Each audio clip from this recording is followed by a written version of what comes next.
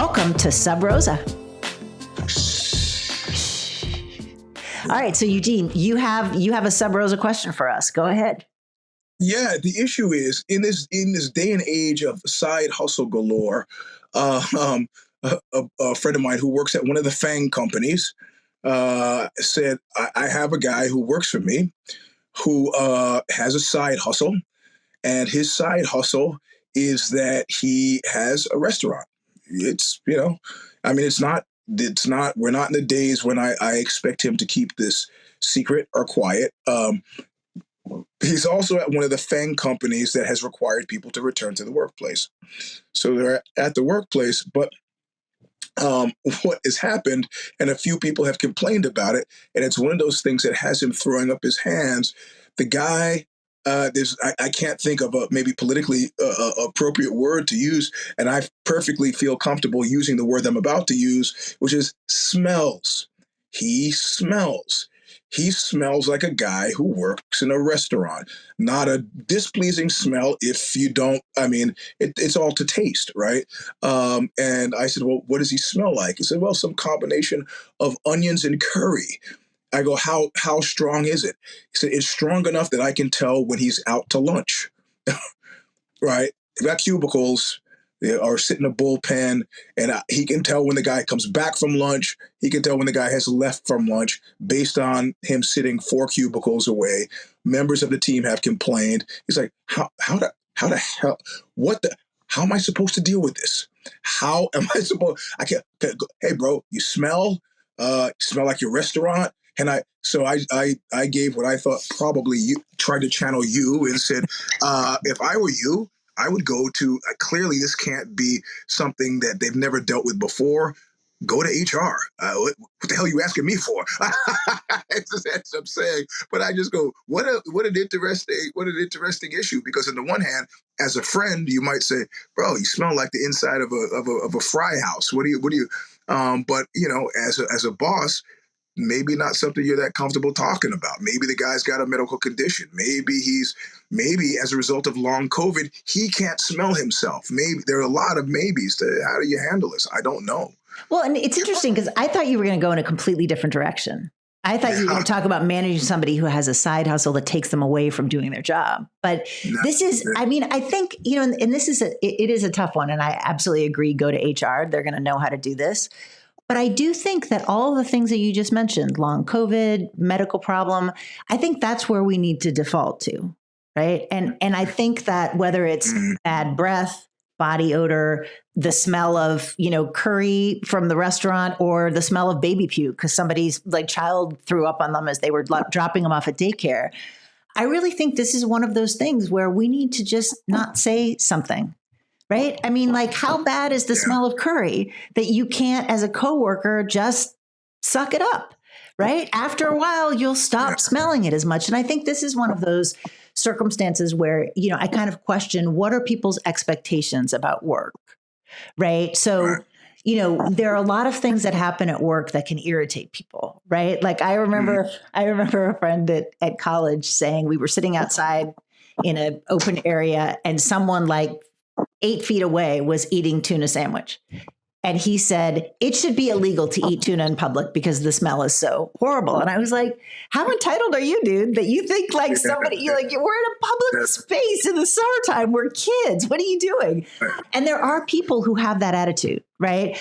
I should not have to listen to X, Y, or Z, or, there's just so many complaints. And I think that we can look at it as realistically, how important is it that my olfactory senses never be assailed by anything that isn't of my own choosing? Well, I sort of, in mocking the situation, which was, of course, my go-to thing, he said, listen, this is serious. Because I go, okay, yeah. One of the other coworkers started to say, I'm allergic to curry. And so now he's like, now it's become a thing, right? One person's rights start to abridge another person's rights. So he's like, which I think that the HR advice was pretty, because now he's got two warring factions, right? But nobody has spoken to the curry man, the onion curry man. So I think that's maybe the first. I don't. Well, no, you can't start with that. Just start with HR. You got to get it off your plate. It's not your objective is to design a phone. So right. you got to punt this. And if you do have another person who's saying that, that's so funny. It reminds me, years ago, I worked in an office and I had lit a candle in my office, which I often do. I have a lit candle right here, right now. And it had a tiny bit of odor. And there was a woman 4 offices down. This was an office. It was not a cubicle. It was an office. 4 offices down who went to HR to complain that the scent of my candle was causing her to have an allergic reaction. And I was like, why couldn't she just come to me and say, hey, your candle, it's bug? I've done that to people. I'm like, I can't stand the pine smell. Can you put it aside?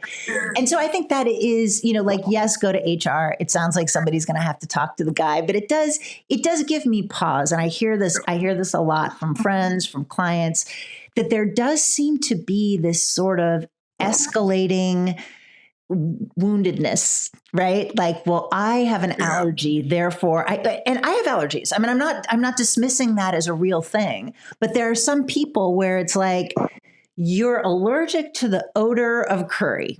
Oh, okay. But people may say that about me. I'm allergic to paint. When somebody paints my office, I have to work from home because it does actually make me ill. But I think this is the question of, like, especially if we're going to do, let's go back to the office, is to recognize like part of being in community with people, and we are in community, like it or not, with people that we work with, is that we are going to have to put up with some things that we would prefer not to put up with. But you know what? Just quickly. So if he were asking you the question about what does he say, if it hadn't been the smelly clothes thing, what if it had been he's just spending a lot of time on his side job, his side hustle? What would you have suggested to him then? Oh, well, then you have to talk to the guy, I mean, because the only reason time spent on a side hustle is a problem, because it means that somebody has been able to measure it against time spent not getting projects done that need to be done. If the guy's getting projects done, I have not a single concern. But if somebody has to pick up your weight even a little bit, then that's a problem.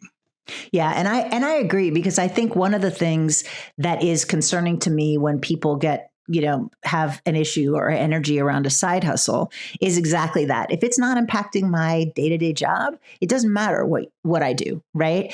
But I think one of the things that people also need to think about are the things that take time away that are not side hustles. Right. And one of the classic examples is, I have been in offices where peers of mine, not necessarily people that work for me, women who plan weddings, it's like another job. It is like a side hustle.